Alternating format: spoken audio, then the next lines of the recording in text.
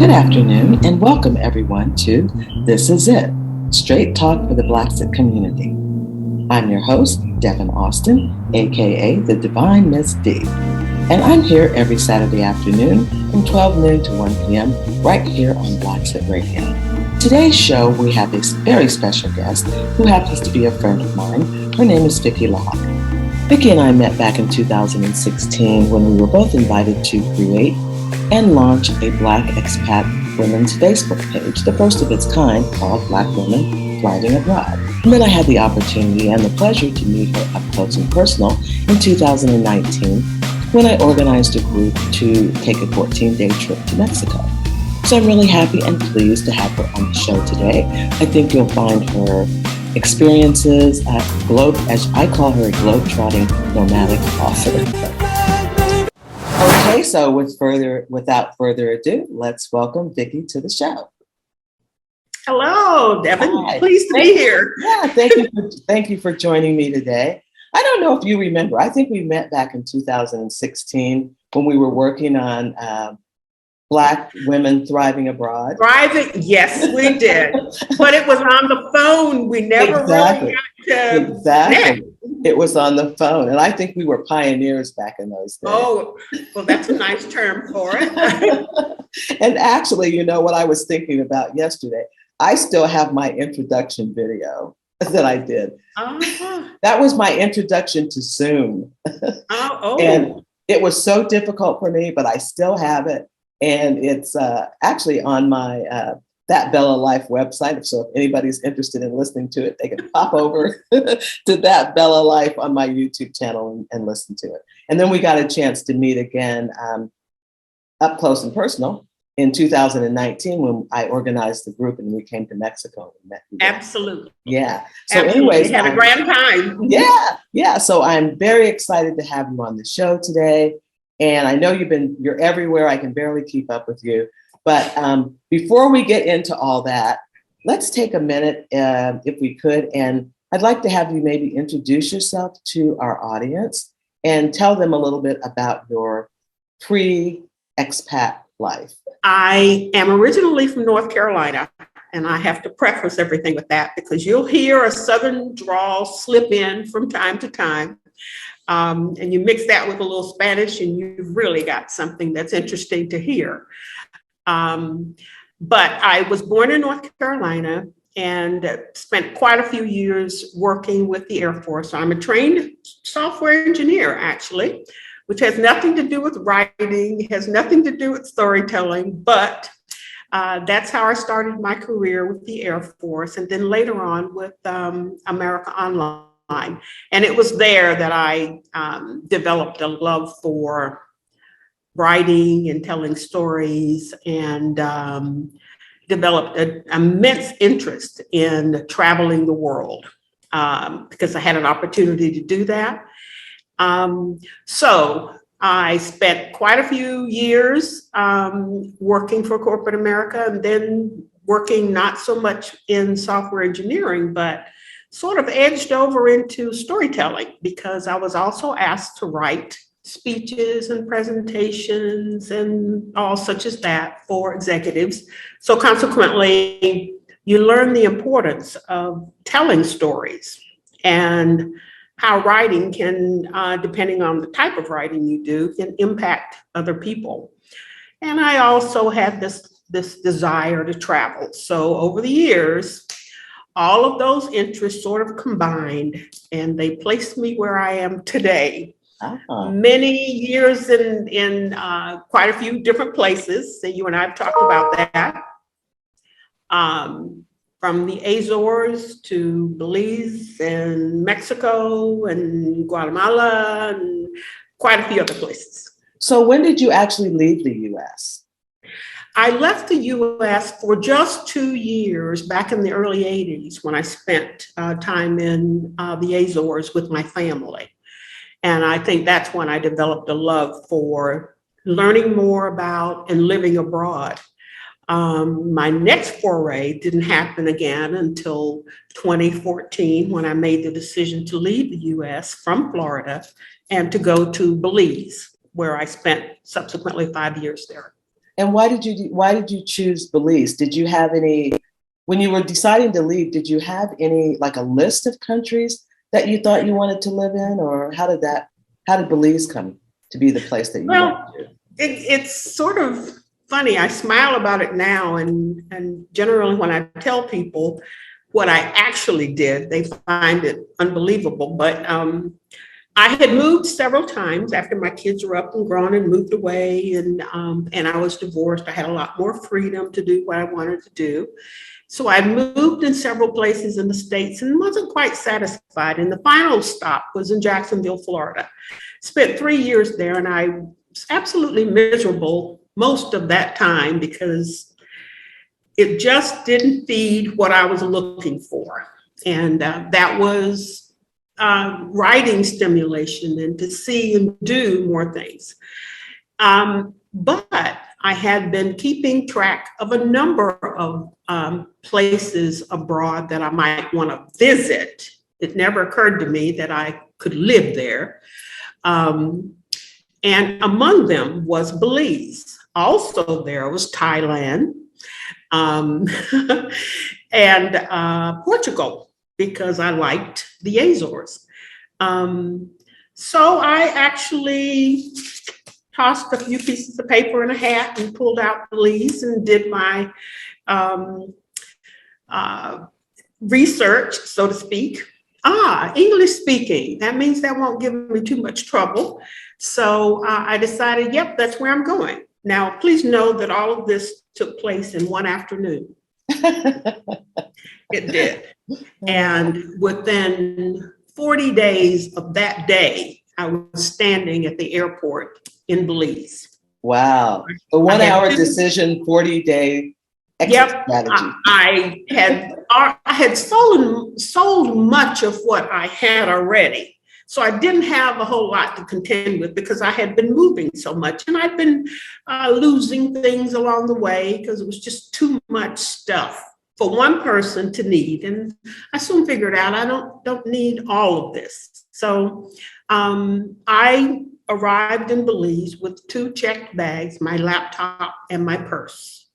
Wow. And that was the extent of what I showed up with. I rented a house there, an apartment actually, and I was fine. I don't know if it's just a matter of my needs being limited, but I never once said, gee, I wonder where my such and such is, or I wish I had my thus and so. Never had that. I was just free to do whatever. And I made a major purchase.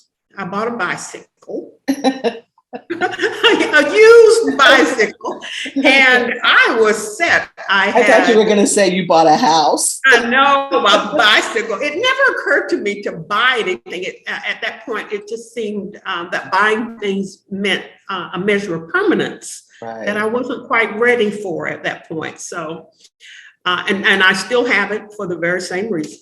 Well, you know, how did your family and your friends and acquaintances take this quick decision and not well. Exodus? Well, my friends didn't take it well at all. My children are much more open-minded. They had traveled with us abroad, and so the idea of me moving to another country wasn't something that disturbed them. They'd ask, well, okay, Mom, where are you going? Okay, how do we reach you? Go to the embassy and let them know where you are and stay in touch. And that's what we did. And they never asked why Belize. I think they knew she's an adventurer and she wants to see new stuff. And Mom is pretty clear when she's confronted with something that she doesn't like. She knows how to make a U-turn in a hot minute, and I can't.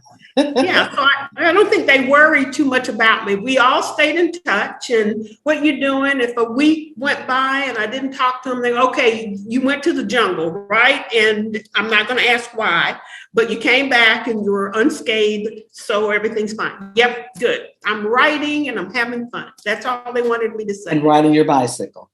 and riding my bicycle. I was doing 30 miles a day, woman. I was hot stuff.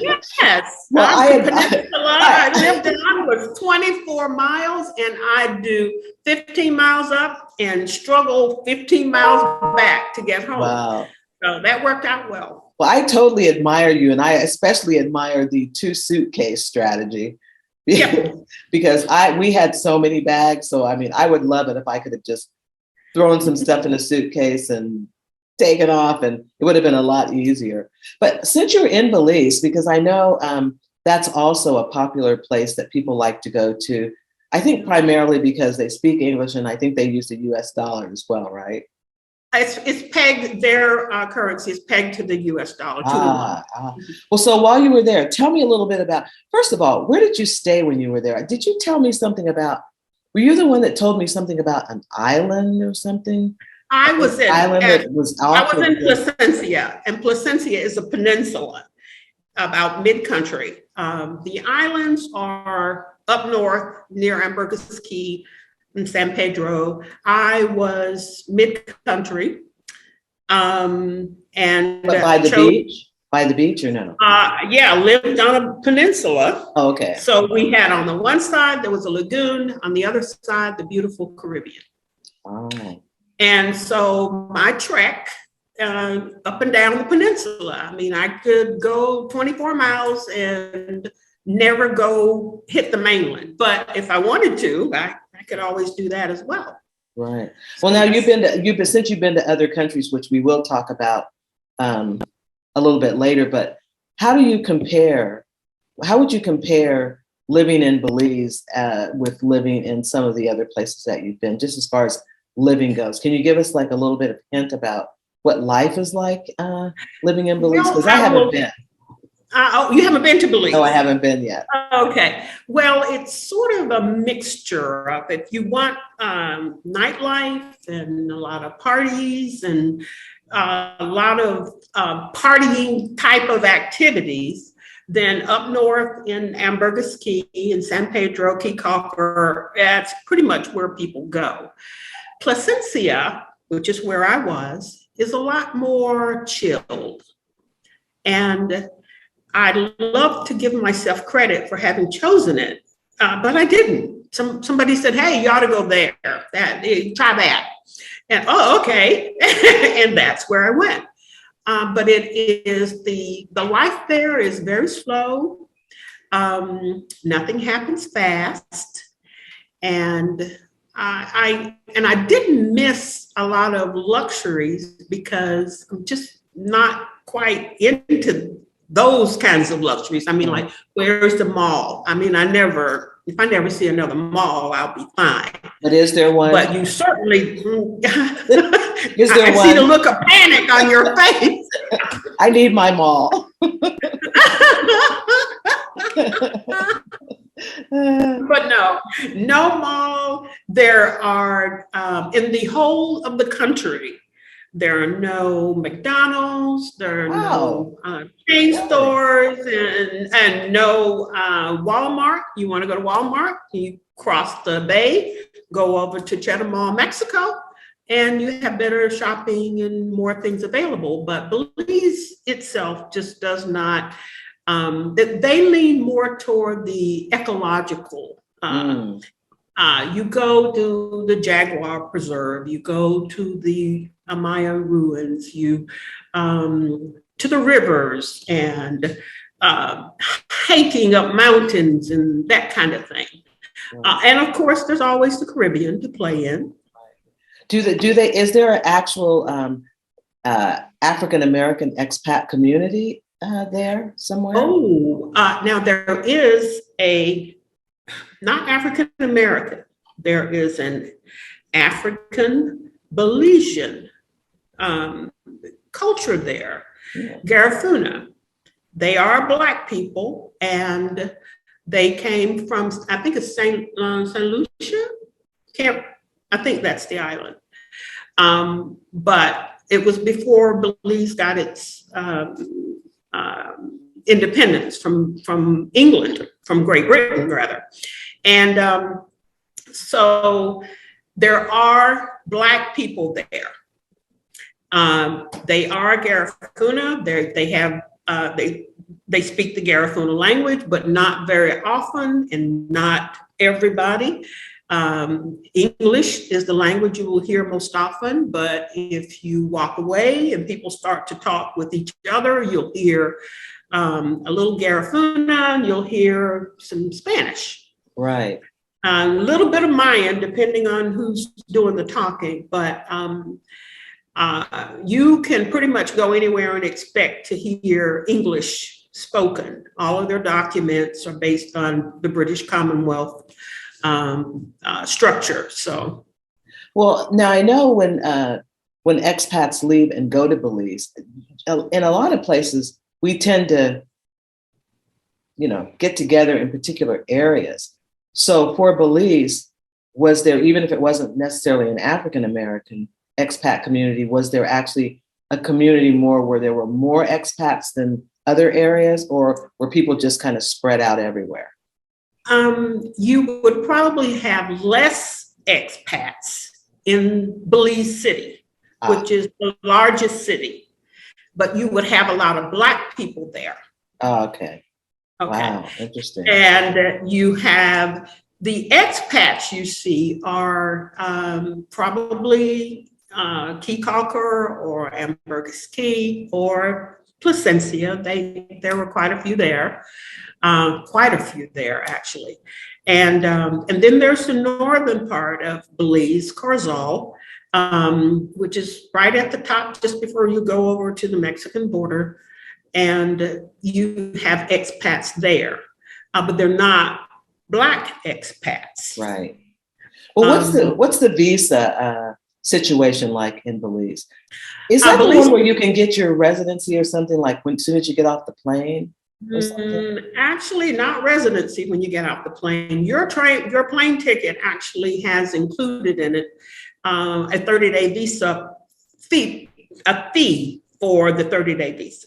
Okay. So you get off the plane and you have the visa document, and at the end of 30 days, you go to immigration and they will extend it, provided you have not done anything to warrant them saying no. I lived in Belize a total of 6 years, actually. Wow, that's a long time. I did well because you had to be there a year, unless they've changed the rules, and they do that. You had to be there a year before you could apply. And then you had to apply and all this paperwork. And when I was told when I got there that even after the year, it might take them 2 or more years to review your paperwork and then approve it. And there is a process for when they get to it. I will tell you, I was there for 2 years, 3 years before I said, okay, I'm going to stay. So let me fill out the paperwork and do my thing. I had met the time requirement and everything else. And I submitted my paperwork in December, and I had an opportunity to visit Merida in February. So that sort of put a damper on my paperwork, because now I'm no longer in country, and I had to be in country to have them consider it. So that's where that issue was. It takes a long time.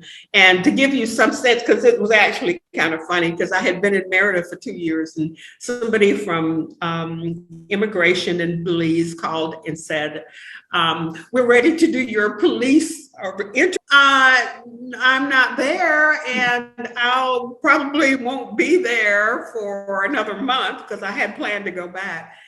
And it took them that long to actually get to my paperwork. And what they were asking me to come and do was something that was within the first 3 or 4 steps of getting your residency. Is the residency expensive there? But it looks like you can do it yourself. I had an attorney to do ours here. That's the.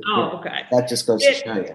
I actually thought it was reasonable, $1,000 US, but Okay. only if after all of the approval. You didn't have to pay it until they said, okay, your residence is approved, That's and now excellent. you pay the money.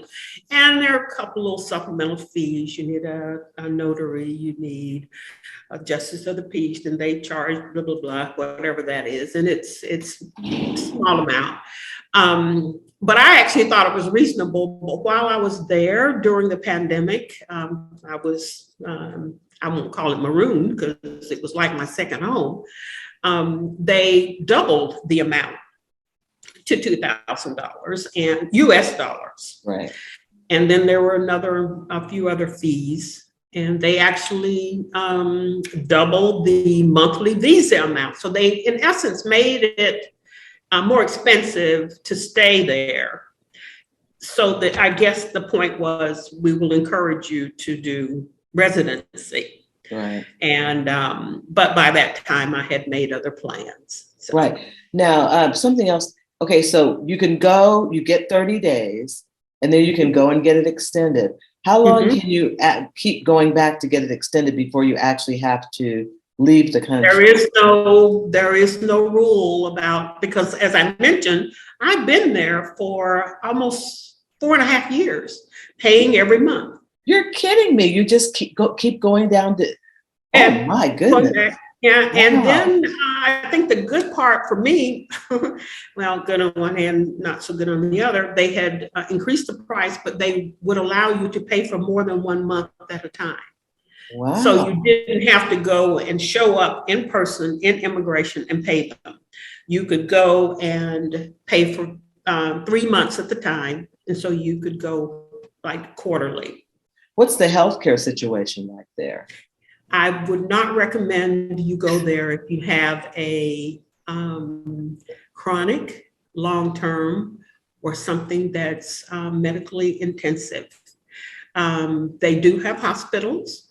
The one public hospital in Belize City, from Placencia, where I was, it is probably a 2.5, 3-hour drive.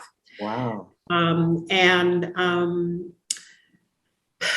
We did have a doctor on Placencia, but no x-rays, lab, that kind of thing. But you could go across the lagoon to go to a lab there, I think. I think they subsequently built one. But so you have to have your own, take out medical insurance on your own, basically. And then medical insurance is not something that there is a private clinic in Belize City that offers kind of a bit more upscale medical care. It's very expensive, you pay up front, and there are certain conditions upon which your insurance may or may not, likely not, cover it for you. Wow. But that is the service that generally expats would use. Okay. Yeah. So, one other thing I want to ask you about, because I had heard about some issues with there being a problem with crime.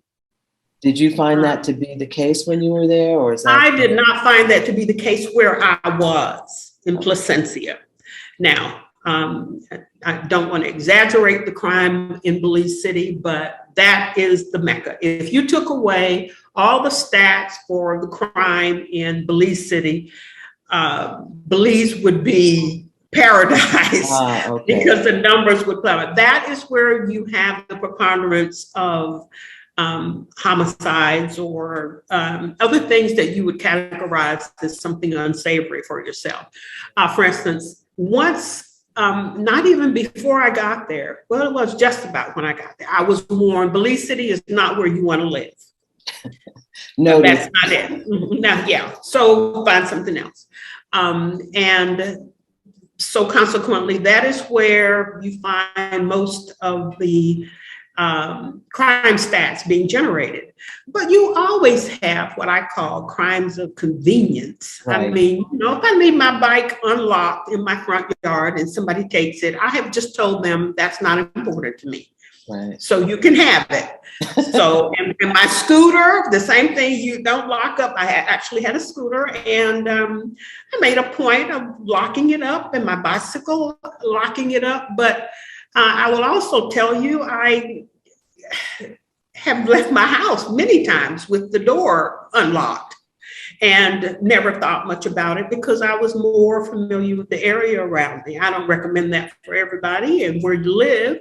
And I can't say that that's the situation now. I know with the pandemic and economics, people may be a bit more willing to take risks to take advantage of those crimes of convenience. Right. Well, so what would you say is the best thing that you liked about living in, you were there for quite a while.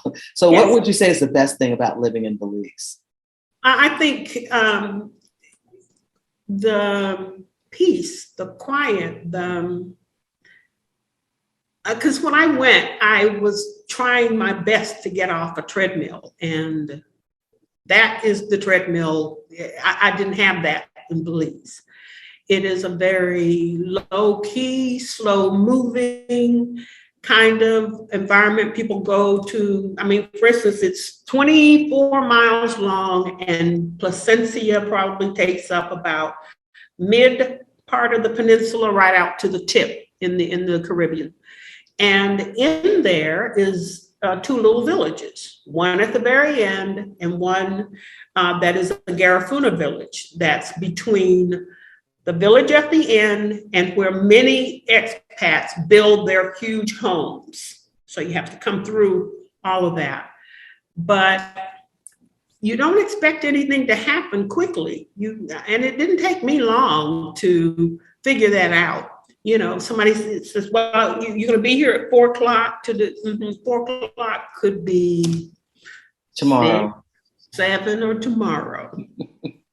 So you just, you really don't. And when you talk to somebody and they, yes, I can do that. I learned to take that with a grain of salt as well, because I think it's just the culture and the Caribbean, and I've even seen it here in Mexico. Locals are much less likely willing to say no. So rather than say no, they say, yes, I can, but then they don't do it. And that's their way of saying, no, I can't, I won't, or for some other reason, I'm not able to. Yeah, we have the same thing here in Costa Rica. Okay, so what would you what's the thing that you like least about Belize?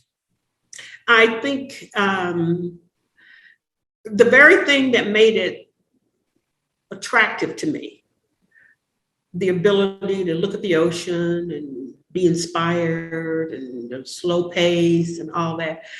It's a knife that cuts both ways, because you see the same people all the time on the peninsula, people who've been there for 10, 15, 20 years. I even had a friend who'd been there 40 years. And I lacked stimulation. I'm a writer. I like getting out, meeting people and hearing stories and doing things, not necessarily party kind of things, but having stimulating intellectual conversations. And I found myself relying more and more on the internet to provide that for me. So it was time to go see something else, meet new people and go out. And I traveled a lot. I'm down in Guatemala. I do that and hang out down there sometimes. There's a Garifuna culture there as well. And so, or visiting someone up in the mountains and hanging out, or you go to a resort and you encounter people who are there visiting and you talk with them. So I left to get a bit more stimulation. I've been there for years. Right. And I want to see something else. So the next place, okay, so it looks like it was kind of in between, but at any rate, you left Belize and then you went to Merida? Merida. Okay. Merida. All right, so how long were you in Merida? 2 years. 2 years, okay. So tell us a little bit about life in Merida. Ah, quite a bit different than Belize. I had culture shock. Oh my God, there's a mall. There's a Porsche. Oh my goodness, there's a what is going on here? I know I'm they do running have down malls in Merida. They do have malls in and Merida. oh my goodness, do they have with skating rinks? And I'm thinking, I thought I had hit the jackpot when I went to the Chinese store in Belize, because the Chinese store had one with the biggest grocery store. And I thought that was a big deal. But I got to Merida and I had culture shock. Now, why And did so you decide to go to Merida though? In the I first went to visit a friend. okay. Isn't it always that? I went to visit a friend and I got there, and she is one that would come and spend 3 months in Merida and then go back to Canada. And so we went around looking, and I picked up the paper or looking at the website for rental apartments and what have you. And I was stunned at the pricing, because I didn't mention this, but Belize is not as cheap as people think. It is expensive to live there, and getting more expensive to live there. You have more affluent people coming in and buying, and so prices are going up. Now, I know that's happening everywhere, but please know Belize is caught up in that as well. Okay. So I got there, and the rent was low, and there were all these things to do, and I didn't need transportation. I could Uber or bus anywhere I wanted to go, and I went, yep, this is it. Remember I told you it took me less than a day to decide to leave to go to Belize. This was a matter of hours. Okay, I'm going to move. That's it. I'm going to move.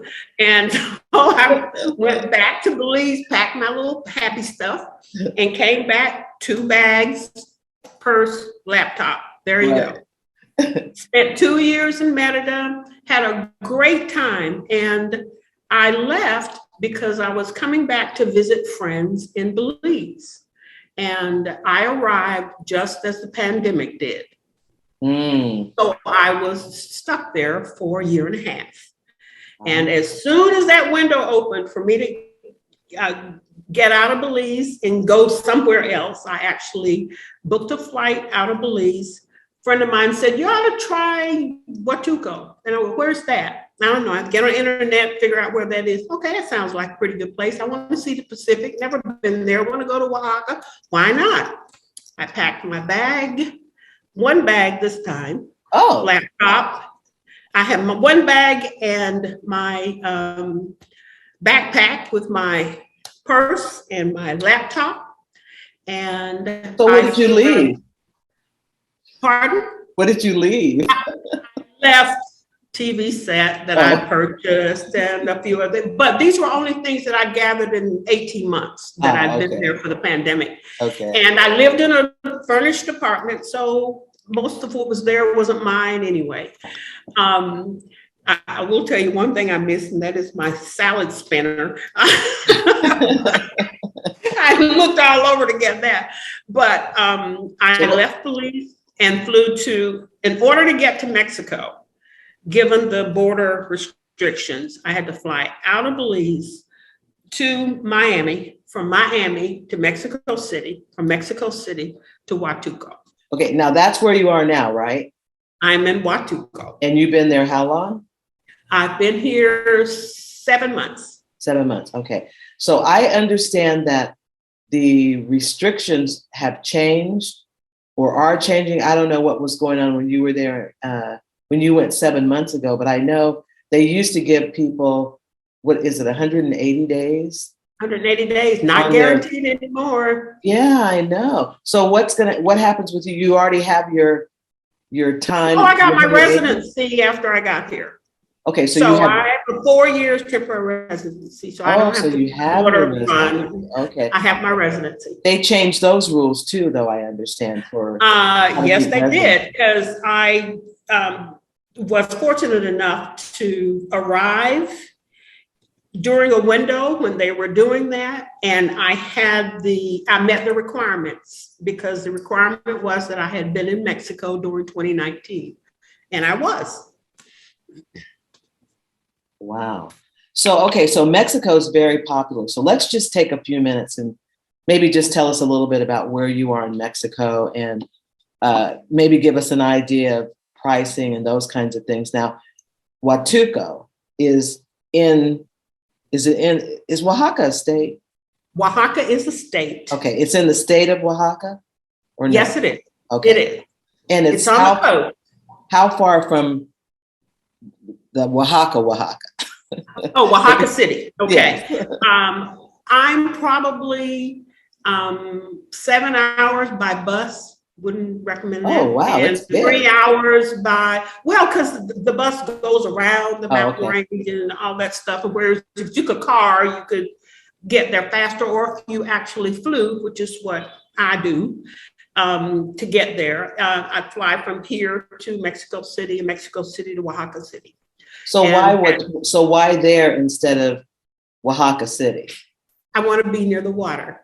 I like the ocean and I want to be near the water. So I left the Caribbean and I had never lived on the Pacific. So that's what drew me. And what's the pricing like there for prices? I mean, okay, especially, cheaper. You know what? Hey, hang on one second. Can you compare pricing and let's just start with pricing. You already told us that Belize is expensive. So what about pricing there compared to Oaxaca City possibly and Merida? Okay, I can't speak for Oaxaca City. I've never lived there and I've never looked for property there. Okay, all right. But I can compare Belize to Merida. Merida was much cheaper. I rented a place in Belize. What I got in Belize for $600 US a month, I could get twice that much, probably more, in Merida. I had a 1-bedroom apartment in Merida, in Belize, and in Placencia at the time. And that price has even gone up of that rental property because I stay in touch with people down there. And when I got to Merida, I had a 2-bedroom brick townhouse with 2.5 baths furnished. And my rent at that time was 6,000 pesos, which made it around $300 at that point, given the exchange rate. So it's cheaper, but it's also costs more to get in a house in Merida. You pay deposit, security, lawyer, first and last, or last and first, or whatever it is. It works out to about 4 months rent to move in. So the city that you're living in now, what kind of a city is it? Is it a big city with lots of services and everything? It's not a big city. It is a small city. I live in La Crucecita in Oaxaca. Oh. And La Crucecita is a little town. I'm about 4 blocks from the city square, and amenities up and down. There is a huge grocery store that's in walking distance from me. Some people probably wouldn't walk it, but I do. Chedraui, and it is huge grocery store. And then there's another one, Soriana. I don't know if they have those in Costa Rica. No. But these are huge Western styled grocery stores where you see most expats actually do their shopping. I prefer, however, to go to some of the local stores. They're much cheaper, and there are certain things I buy there that I don't buy at the big stores. And I try not to buy stuff that has to be imported because it's always much more expensive. But sometimes I'm lazy. I go straight to the big store, get what I want, come out, jump in a taxi, and I'm home. You know, it's 35 pesos to get from the grocery store to my house, and then have the gentleman bring it up to my apartment. So are you planning on staying there? As much as I was planning on staying in Belize. Oh, right. I don't know. But, you know, there's something to be said for having residency in Mexico, because I am now free to travel anywhere in the country or out and not have to concern myself with, will they give me a visa coming back in? Because right now, you mentioned 180 days before, it can be as little as 7. I know, that's what I've been seeing on some posts on Facebook. Mm-hmm. It can be as brief as 7 days. And I don't have an issue. Go ahead, sorry. No, I was just saying I don't have that issue any longer. I was hearing too that they were saying, I think I was watching one of the YouTube channels where they were saying that you had to, the number of days had to match the number of booked hotel rooms or something. Like you had to show proof that you were going to be at a certain place for a certain number of days. And then that would be the number of days that they would give you when you came in. Oh, wow. I can't verify I know, the you're validity lucky. of that, but I'm thinking a lot of things are changing from an immigration standpoint. Some of it, I'm told, has to do with the Mexican immigration service being much more technologically advanced, and they're now able to track more people and understand things like they didn't before. Right. So they're taking full advantage of it, which I would expect them to. Right. So what's the best thing about where you're living now, or either there or just Mexico and as a whole? It's kind of the best of both worlds, because if I want to just participate in local stuff, I can. If I want to go to a concert or some big to-do, Mexico City is there. I mean, it's like leaving here, going to New York. And it's not, I mean, airfare is, I think, very reasonable. And even if I chose not to do that, the Audio Autobus is available to make all those things happen for me. So I get to see it all. It's not as hot as Merida is. That is one big advantage. One big advantage. Mm-hmm. Yeah, it is hot. And I know I'd always schedule all my activities early morning or late evening. Nothing's moving from the Vickie household in the middle of the day. Right. Yeah. And I think the idea that the people are very friendly. I've always found Mexican locals to be that way. But then again, I'm in a place where a lot of expats come and a lot of tourists come from Canada and the US. In fact, I would say that Canadians probably make up the bulk of the tourists that come here. Yeah. Wow. So what would be the thing that you would say is whatever it is that you like the least? That's kind of hard because I really haven't. Oh. I mean, I really haven't run into anything that I haven't also run into in other Central American and Caribbean countries. I mean, the thing that nothing gets done. If the housekeeper is going to come clean your house, you say 10 o'clock and she shows up at 1. Right. I mean, you really have to get used to all of those things. But these are purely cultural things. Right. Now, if you ask me about, so I can't think of anything that I would say, oh, this is really bad, because it really is. Transportation, no big problem there. I think it's reasonably priced. Beaches are everywhere. There are 9 bays. What's not to like if you are, love water? Restaurants, the food is not bad. I mean, this is Oaxaca. So consequently, you have what they would like to call the best food in Mexico. Right. So I can't think of anything that would chase me out of here. Oaxaca does have about 25% of all earthquakes in Mexico happen in Oaxaca. So a little rumbling around. I've experienced about 4, 5 since I've been here.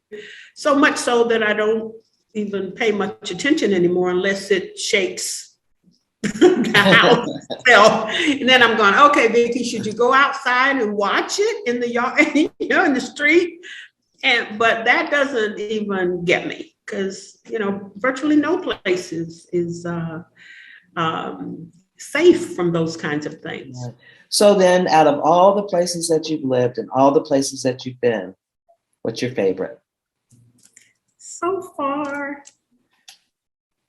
Oaxaca, actually. I have as much of the ocean as I can stand. I can be as engaged or disengaged with the locals as I want to. I'm a writer, so I like the quiet. I like being able to do that. And I also like being able to go out and get stimulated by the people and what's happening around, because there's never a shortage of somebody to talk to. Right. I'm trying to learn my Spanish as much as I can. But you do run into a lot of English speakers. Right. So Oaxaca for the win. Oaxaca for the win. But that doesn't mean anything because Belize was for the win. And I spent quite a bit of time there, but I think you learn. And I think one of the things that I have learned most is that living abroad provides you with an opportunity to meet just different kinds of people. And when you encounter someone in a restaurant or any place else who's either a tourist or an expat, you have a common ground from which to start a conversation. The question of how did you get here? What made you make this decision?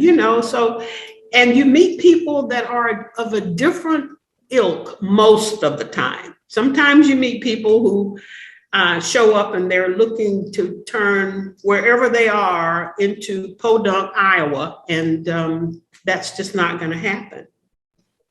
So, well, now we've talked about, all of your travels.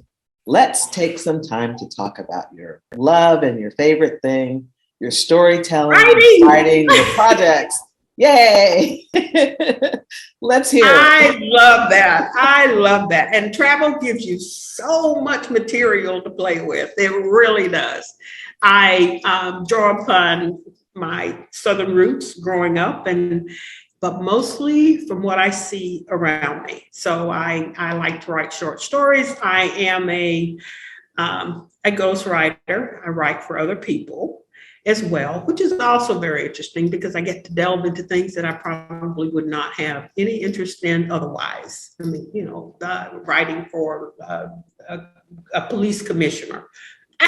Who knew? I mean, but it is interesting to see how stories can transform people's views of where you are and where they are and how they think of it. So along with writing with other people, I write my own stuff. I still write short stories. I have a collection of short stories on Amazon now. I have kind of a business book about communications and dealing with writers, and the title of that is How to Deal with Difficult People Without Using a Gun.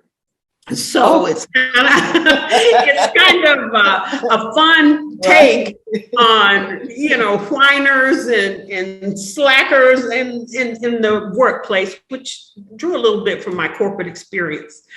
My latest project is Book of Stella. And it's set in Mexico, which makes it tremendously interesting to me. This is a serialized novel, and I'm publishing one chapter every couple of weeks. So chapter 3 is scheduled to hit tomorrow. And it has a lot of intrigue, romance, everything that I think Mexico is, and Oaxaca especially. Mezcal, magic, mushrooms, the whole bit. So that's pretty interesting for me.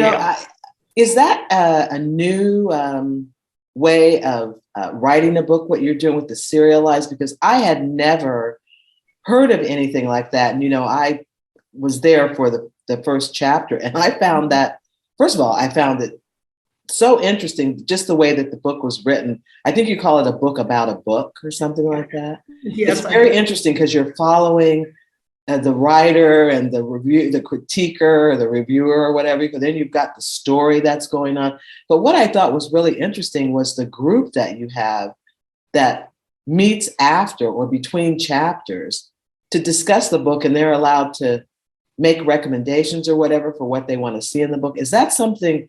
Did you think of that, or is that something that's happening now with writing? Because I found that I had never seen it before. I did what I felt I needed to keep making the book. That is that is the best idea. I'm telling you, I love that. And it's like we have a chapter chat after each chapter has been released. This time I gave them a few more days because the last chapter was very romantic. I'll leave it there. Oh, okay. So you took some of those suggestions that they made, right? It's kind of interesting. The kinds of suggestions I've got, they aren't really suggestions. It's more their thinking when they read it and what they learned. And I was surprised at that. So I'm certainly open to that. And the idea is you don't get to help me write the book, but you certainly do get to tell me what the interesting parts are and what you'd like to see. And perhaps that's something you might see in the latter part, because this serial is 12 chapters long and we're on chapter 3. So, and chapter 1 is free. So at the end of chapter 1, there is a link that you can go to buy the full series. And I will leave that link with you, and you can make it available to your listeners if you choose. I certainly will. I thought that was just so inventive and innovative way to do a book. I never have seen anything like that before. And I think that makes it even more interesting when you're reading it, especially to get with a group and just do like a chapter at a time and then come back and discuss it with people. I thought that was very good. I really enjoyed that. Thank you. So now the book is going to be out in its totality. I guess that's the word I'm looking for. At some point. All 12 chapters will be published. Okay. All right. Right now we're doing one at a time. All right. So what I would like. 3. So did you want to tell us anything about any other projects that you have or anything else about your writing career or anything like that before we wrap up? Well, actually, writing and recording stories is what I do. And I will say this, I wish I had known back when, many, many years ago, how satisfying it was to do that, and to do it in your own way. Because I think often when we think of writers and projects and what have you, it's like I have to do things the way everybody else has done it. I just have to do it better. And I don't buy into that. And that's the same way I feel about travel. You make a choice or a decision to visit someplace and know you're going to see it through your eyes, not necessarily the eyes of the video that sent you there or some ad you saw that sent you there, but it is something that you will have to make your own experience. And I think that's the part that makes travel fascinating, because you're walking through stories as you travel. Right. Well, I was going to ask you if you had any words of wisdom or anything that you would like to pass along to our audience before we wrap up, but maybe those are the words. That would be it. That would be it. We all have stories, so don't ignore them. Everybody has a story. Well, also, please, for the radio audience, can you please give us your website, wherever people can contact you, find information on your book or locate you or whatever? Spell it out here for our radio audience. And when this goes on YouTube, I'll put it in the description box. Okay. There is not a website per se for Book of Stella. You can get the book on links on my Facebook page, Vicki Locke. And once you subscribe, then you'll be part of the group, the Book of Stella group. So if you go to Facebook, Vicki Locke, you can get the link to the book there. Ah, wonderful. Well, okay, unless you have anything else you want to impart to our audience here, I guess we can wrap up for today for this interview. Well, I don't know. I don't want you to wrap up before I tell you I'm planning to go to the moon with a paper bag and my laptop. Thank you very much for having me. Oh, thank you, Vicki, for talking with me today. It's been a pleasure. My pleasure. Have a great day. You too.